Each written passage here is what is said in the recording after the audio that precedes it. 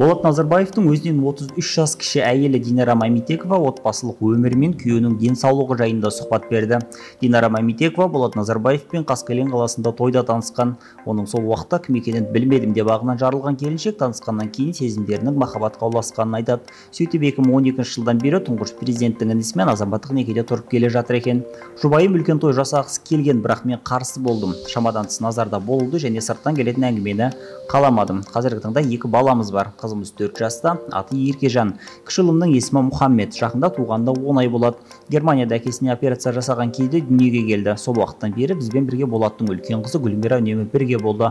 Кішкентайымызды Герман деп атап, қатты еркелетеді. Кейін біз де солай атай бастадық.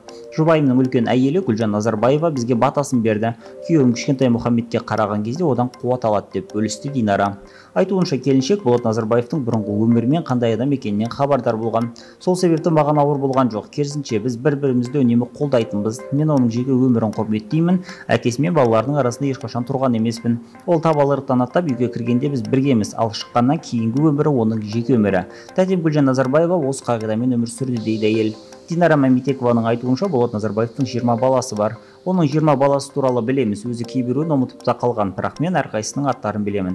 Әр жайлы оған балалары туралы айтып отырамын. Әр баласының туған күні жазып алғанбыз. Екінші әйелінен Ерболатты ұлы бар, бізбен араласып тұрады дейді Болат Назарбаевтың әйелі.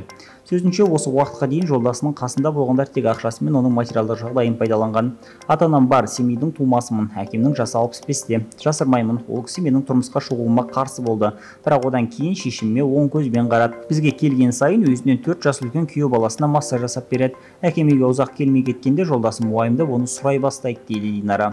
Айта кетсек, бұған дейін Болат Назарбаевтың көз жұмғаны туралы ақпарат тараған болатын. Кейін Болаттың әйелі Динара Мамитекова бұл ақпаратты теріске шығарды.